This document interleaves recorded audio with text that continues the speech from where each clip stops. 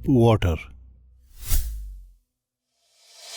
Little Wesley का एक छोटा सा शहर, जहां विक सुबह सुबह साइकिलिंग करके अपने घर थका हुआ आता है और अपनी पत्नी मेलिंडा को जीने पर बैठा हुआ देख उससे पूछता है कि क्या हुआ। वो बोलती है कुछ नहीं और कहकर ऊपर चली जाती है। इन दोनों की एक बहुत प्यारी बेटी है ट्रिक्सी। तभी उनके घर में एक बेबी सिटर आती है, क्योंकि ये दोनों एक पार्टी में जाने के लिए तैयार हो रहे होते हैं। मेलिंडा विक को बुलाती है और उससे अपनी ड्रेस चूज करवाती है। साथ ही विक उसको हील्स पहनाता है। तभी मेलिंडा उससे कहती है कि तुमको पता है ना, मैं तुमसे प्यार करती हूँ। विक उसकी बात पर कोई रिएक्शन नहीं देता। अब दोनों पार्टी में पहुँचते हैं। वहाँ दोनों ड्रिंक्स लेते हैं। मेलिंडा वहाँ बोर हो रही होती है। तभी वहाँ उसका एक दोस्त जोएल आता है, जिसको देखकर वो बहुत खुश हो जाती है। वो उससे गले मिलती है और उसको लेकर पूल की तरफ आ जाती है। इधर पार्टी में विक उदास घूम रहा होता है। तभी उसकी नजर अपनी वाइफ पर पड़ती है। वो उसको जोएल को किस करता हुआ देख लेता है, लेकिन विक का उसको देख लेने पर भी मेलिंडा पर कोई असर नहीं होता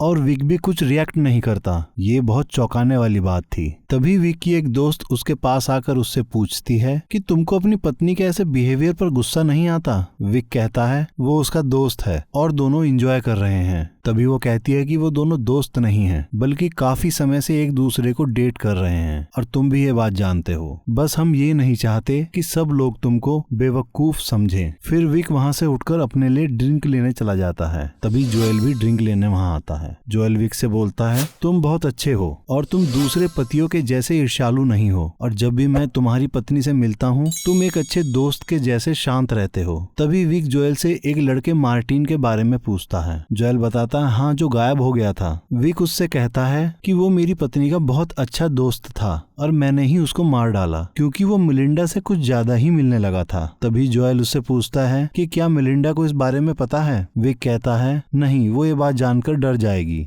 जोएल उसकी बात सुनकर घबराता हुआ तुरंत वहाँ से अपने घर के लिए निकल जाता है। पार्टी खत्म होने के बाद मेलिंडा विक से पूछती है कि तुमने जोएल से क्या कहा कि वो पार्टी छोड़कर तुरंत वहाँ से चला गया। विक कहता है मैंने उससे कुछ नहीं कहा, और फिर वो दोनों अपने घर वापस आते हैं। विक बेबी सिटर को उसकी पेमेंट देता है। तभी देखता है कि मेलिंडा ने अपने कपड़े उतार दिए हैं। उसको ये बात अच्छी नहीं लगती, क्योंकि उसकी बेबी सिटर अभी भी वहीं थी। तभी विक उसको कमरे में जाने के लिए बोलता है और बेबी सिटर से बताता है कि मेरी वाइफ एक खुले विचारों की है। अब विक कमरे में आकर मेलिंडा की बॉडी पर लोशन लगाता है और बोलता है कि काश तुमने किसी अक्लमंद को चुना होता। तभी मेलिंडा उससे कहती है क्या तुम किसी महिला में तभी दिलचस्पी दिखाते हो जब वो तुमको इंटेलिजेंट लगती है। विक बोलता है हाँ, ये जरूरी है। उसकी बात सुनकर मेलिंडा बोलती है कि जोएल बेवकूफ हो सकता है, पर उसके होने से मुझे खुशी मिलती है और उसका होना ही मुझको उत्तेजित करता है, और विक को अपने कमरे से जाने के लिए बोलती है। विक उसकी ये सारी बातें सुनकर दुखी हो जाता है और वहाँ से सीधा अपने गैराज चला जाता है, जहाँ उसने बहुत सारे घोंघों को पाल रखा था।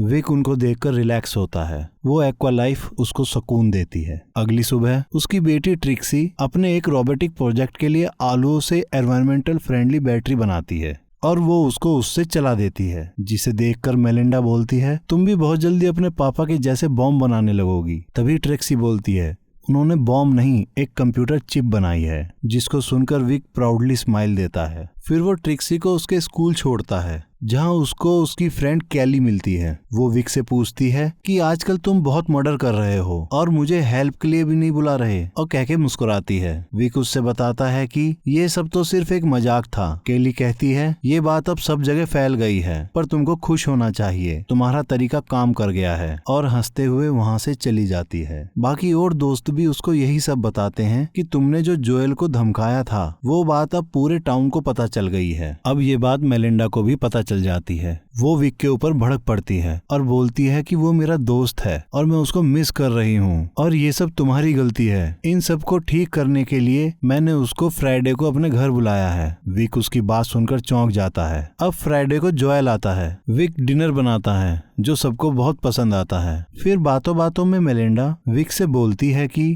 काश तुम नॉर्मल होते। इस पर विक कहता है कि अगर मैं नॉर्मल होता तो क्या जोएल इस समय यहाँ हो सकता था। उसको सुनकर जोएल घबरा जाता है। तभी मेलिंडा ट्रिक्सी से बोलती है कि आज पापा आपको बेड टाइम स्टोरी सुनाएंगे। अब विक ट्रिक्सी को सुलाने के लिए कहानी सुनाता है। तभी ट्रिक्सी बोलती है कि माँ सब लोगों से क्यों अलग है, मुझको उनका बिहेवियर और दोस्त बिल्कुल भी पसंद नहीं। विक उसको समझाते हुए कहता है तुम्हारी माँ एक अलग स्वभाव की है। और फिर ट्रिक्सी के सो जाने के बाद विक नीचे जाता है। वहाँ मिलिंडा और जोएल को मस्ती करते हुए देख रसोई में जाकर में प्लेट फेंक कर आवाज करता है। उसको सुनकर मिलिंडा वहाँ आकर कहती है, रात हो रही है, मैं सुबह ये बर्तन धो दूंगी। और एक ड्रिंक बनाकर विक को देकर कहती है, तुम ये जोएल को दे आओ। विक जोएल के पास जाकर उसको ड्रिंक देता है। जोएल उसको बोलता है, तुमको माफी मांगनी चाहिए क्योंकि तुमने मार्टिन को मारने वाली झूठी बात कही थी। इस पर विक बताता है, उसको मैंने सच में हथौड़े से मारा था। इस बात को सुनकर वो फिर घबरा जाता है। विक उससे कहता है, मैंने तुम्हारे लिए टैक्सी बुला ली है, अब तुम यहाँ से जाओ। अगले दिन वो दोनों फिर अपने दोस्तों के साथ पार्टी कर रहे होते हैं, जहाँ उनकी मुलाकात एक स्टोरी राइटर से होती है। उसका नाम है डॉन। विक उससे पूछता है कि वो कैसी कहानियां लिखता है। डॉन कहता है कि वो मर्डर मिस्ट्रियां लिखता है। और फिर वो विक से पूछता है कि वो क्या करता है। विक बताता है कि वो एक वेब एप्लीकेशन बनाता है और साथ ही एक मैगजीन है जिसमें वो फोटो पब्लिश करता है और अपनी बेटी के साथ साइकिल राइडिंग करता है। और बताता है कि मैं रिटायर हो चुका हूँ। तभी डॉन की वाइफ उससे पूछती है कि किस चीज से रिटायर हुए हो। तभी मिलिंडा बताती है कि विक ने ड्रोन्स को चलाने की कंप्यूटर चिप बनाई है। इस बात को सुनकर डॉन कहता है, जिससे हजारों निर्दोष लोगों की जान एक बॉम्ब गिरा कर ले लेते हैं। इस पर विक उसको जवाब देता है, उससे आप भूखे बच्चों को ढूंढकर उनके लिए खाना भी गिरा सकते हैं। तभी डॉन उससे कहता है कि मुझे पता है कि तुम कौन हो, तुमने मार्टिन को मारा है।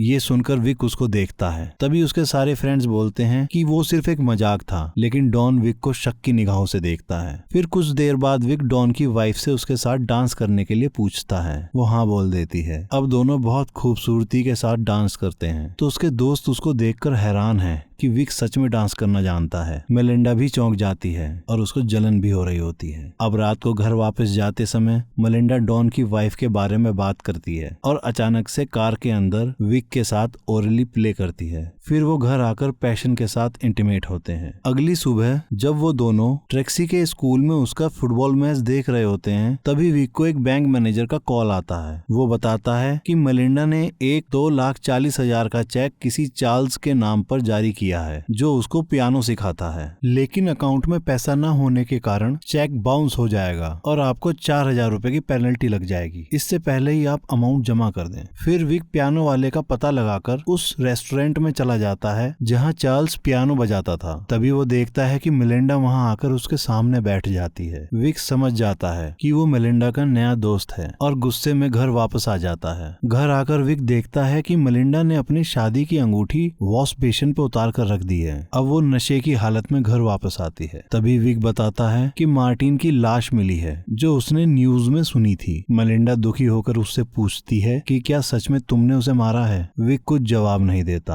और अगले दिन विक अपने गैराज में जाकर समय बिताता है। लेकिन दूसरी तरफ मेलिंडा अब चार्ल्स के साथ है। वो उसके साथ वो सब कर रही थी जो उसको नहीं करना चाहिए था। इधर विक सो जाता है। सुबह उठकर वो देखता है कि मेलिंडा सारी रात घर नहीं आई थी। वो सुबह घर आती है। विक उससे पूछता है कि तुम रात भर क्यों नहीं आई और तुमने चार्ल्स को 2,40,000 का चेक क्यों दिया। मेलिंडा उसको कुछ भी बताने से मना कर देती है। इस बात पर दोनों की लड़ाई हो जाती है। फिर मेलिंडा कहती है कि काश तुम मुझसे प्यार कर पाते। विक बोलता है कि वो सच में प्यार करता है, लेकिन मेलिंडा को उसकी बात पर यकीन ही नहीं होता और वो अपने रूम में चली जाती है। विक उसको देखता रह जाता है। अगले दिन फिर वो दोनों अपने दोस्तों के साथ पार्टी करते हैं। तभी वहाँ चार्ली आ जाता है, जिसको देखकर विक का मूड ऑफ हो जाता है। चार्ली वहाँ पियानो प्ले करता है जिसको सब लोग एंजॉय करते हैं। कुछ देर बाद मेलिंडा चार्ली को विक से मिलवाती है, लेकिन विक खुश नहीं है और पूल के पास आ जाता है। वहाँ उसके दोस्तों से पता चलता है कि वो दोनों ऊपर हैं। विक उनको देखने के लिए वहाँ जाता है और देखता है कि मेलिंडा और चार्ली चुपचाप निकलकर पूल में जाते हैं। वो भी पूल के किनारे बैठकर उन दोनों को मस्ती करता देख अंदर से टूटा और असहाय महसूस करता है। उसके अंदर एक आग भड़क रही थी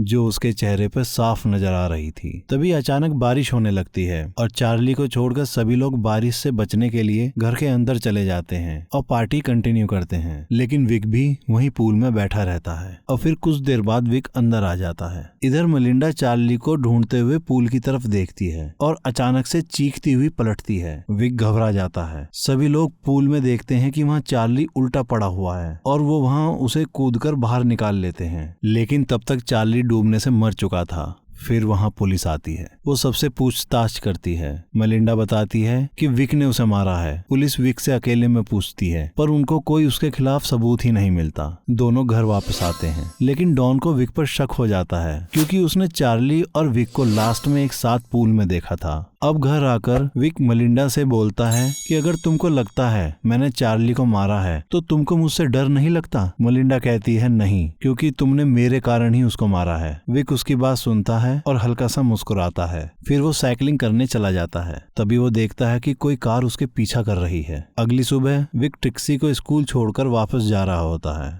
तो डॉन की वाइफ उससे मिलने वहां आ जाती है और बताती है कि वो डॉन की हरकतों की वजह से बहुत ज्यादा शर्मिंदा है, क्योंकि वो तुम्हारे पीठ पीछे सबसे बोल रहा है कि चार्ली को तुमने ही मारा है। विक उसकी बात सुनकर उसको और डॉन को डिनर पर इनवाइट करता है। वो दोनों अब विक के घर पहुंचते हैं। फिर विक डॉन को लेकर अपने गैराज में जाता है जहां उसने घोंगे पाल रखे थे। विक वहां डॉन से कहता है कि तुम सबसे ये कहना बंद करो कि चार्ली को मैंने मारा है। डॉन उससे पूछता है तो तुमको क्या लगता है चार्ली कैसे मरा? विक बोलता है कि सबको पता है वो पूल में डूबकर मरा है, और वैसे भी साल भर में हजारों लोग डूबकर मर जाते हैं। डॉन कहता है मुझको तुम पर यकीन नहीं है, बल्कि तुमने ही उसको डुबाकर मारा है, क्योंकि चार्ली एक बहुत अच्छा तैराक था, वो डूबकर नहीं मर सकता था। अगले दिन विक एक रेस्टोरेंट के पास वही कार खड़ी देखता है जो उसका पीछा कर रही थी। वो उस रेस्टोरेंट में झांकता है तो देखता है कि मेलिंडा के साथ कोई बैठा है। वो अंदर चला जाता है। मेलिंडा उसको मिलवाती है तो वो विक को बताता है कि वो एक मनोचिकित्सक है।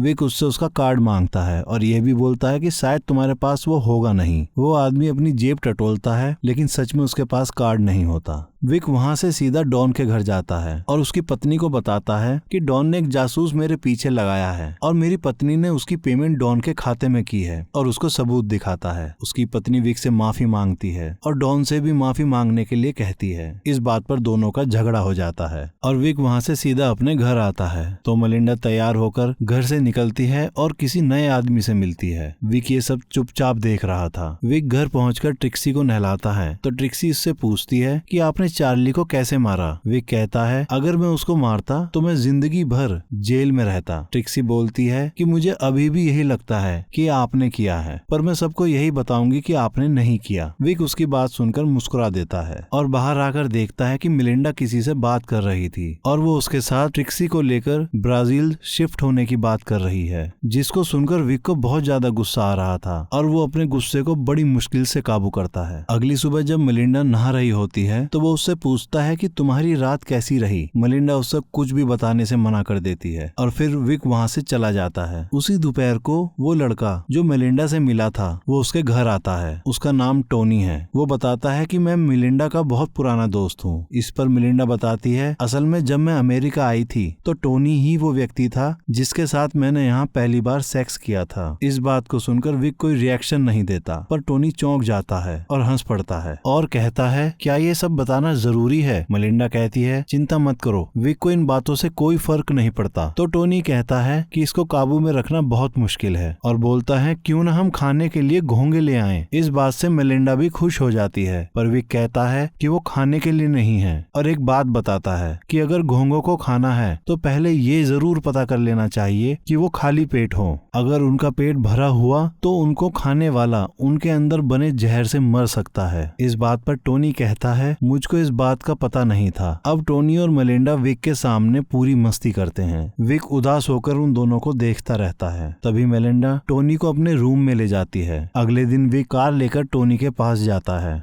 और बोलता है मेलिंडा तुमको सुबह से कॉल कर रही है। उसने घर बनाने के लिए एक जगह देखी है, वो तुमको दिखाना चाहती है। टोनी उसके साथ बैठ जाता है। विक उसको लेकर जंगल की तरफ निकल जाता है। वो कार बहुत तेज चलाता है जिससे टोनी घबराने लगता है और मेलिंडा को कॉल करने के लिए बोलता है। विक कहता है हाँ तुम उसको कॉल कर लो, और जैसे ही वो उसको कॉल करने के लिए मिलाता है वहाँ नेटवर्क ही नहीं होता। फिर विक कार रोक कर बोलता है कि यही वो जगह है। टोनी कार से उतरकर जैसे ही उस जगह को देखता है विक एक बड़ा सा पत्थर उठाता है और टोनी के ऊपर दे के मार देता है, जिससे टोनी उस पहाड़ी से पत्थरों से टकराता हुआ नीचे गिर जाता है। फिर विक उसके पास जाकर उसको चेक करता है, वो मर चुका था। अब विक उसको घसीटकर नदी के किनारे ले आता है और उसका पर्स निकाल लेता है। फिर एक पत्थर उसके सीने पर रखकर अपनी बेल्ट से बांध देता है, फिर उसको नदी में डुबो देता है। उसके बाद वो मुस्कुराता हुआ घर जा रहा होता है। चार्ली को उसने कैसे डुबो के मारा था वो सब सोच रहा होता है। तभी पता चलता है कि विक ने ही चार्ली को पूल में डुबोकर मार डाला था। अब वो घर पहुंचता है। उसको खुश देखकर मेलिंडा को बड़ा अजीब लगता है। तभी वो विक से पूछती है कि क्या तुमने टोनी को देखा है? विक मना कर देता है। अब दोपहर के समय तीनों पिकनिक के लिए बाहर जाते हैं। मेलिंडा विक से कहती है कि उसका मन उदास है। तभी विक मेलिंडा को एक मैगजीन दिखाता है जिस पर फॉर मेलिंडा मतलब मेलिंडा के लिए लिखा होता है। उसमें मेलिंडा के बहुत खूबसूरत लम्हों से जुड़े फोटो होते हैं और लास्ट में लिखा होता है the love of my life मतलब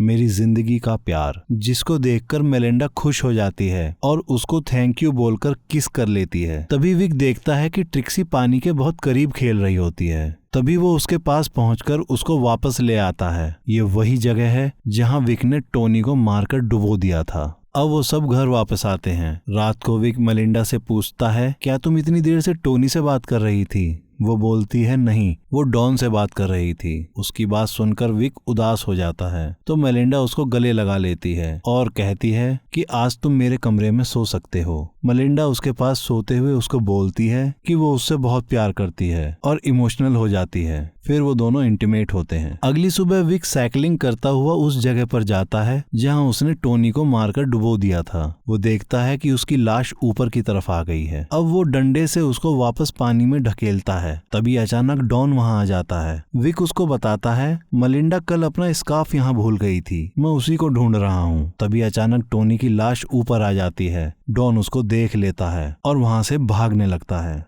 दूसरी तरफ मेलिंडा विक को ढूंढती हुई उसके गैराज में आती है जहां विक अपने घोंगे पालता है। तभी वहां उसको टोनी का पर्स मिलता है और वो सब समझ जाती है। अब वो रोते हुए अपने और ट्रिक्सी के कपड़े पैक करती है। ट्रिक्सी उस बैग को उठाकर अपने घर के पूल में फेंक देती है। मेलिंडा उसको रोकती है पर ट्रिक्सी उससे कहती है कि हम कहीं नहीं जा रहे। इधर डॉन अपनी कार को स्टार्ट कर वहां से निकलता है। विक साइकिल से उसका पीछा करता है। डॉन अपनी वाइफ को मैसेज करने की कोशिश करता है लेकिन उसका फोन कार में गिर जाता है। तभी विक शॉर्टकट लेता है। अब जैसे ही डॉन अपना फोन उठाने की कोशिश करता है तभी अचानक से विक अपनी साइकिल से गिरकर उसकी कार के रास्ते में आ जाता है। डॉन उसको बचाने के चक्कर में अपना बैलेंस खो देता है और पहाड़ी से कार के साथ नीचे गिर जाता है। विक उसको देखता है कि वो भी मर चुका है। अब विक अपने घर पहुंचता है। मेलिंडा वहीं अपने जीने पर बैठी हुई होती है। विक उससे पूछता है कि क्या हुआ? वो बोलती है कुछ नहीं और कहती है मैंने टोनी को देखा और फिर अपने रूम में चली जाती है। कहानी की शुरुआत में यही सीन है, बस फर्क इतना सा है उस समय विक ने मार्टिन को मारा था। मेलिंडा अपने रूम में आकर टोनी के सारे सबूतों को जला देती है और मूवी यहीं खत्म हो जाती है। आशा करता हूँ कि आप सभी को ये एक्सप्लेनेशन पसंद आई होगी। और भी मूवी के एक्सप्लेनेशन सुनने के लिए आप हमारे इस चैनल को लाइक करें, सब्सक्राइब करें और साथ ही बेल आइकन दबाना ना भूलें।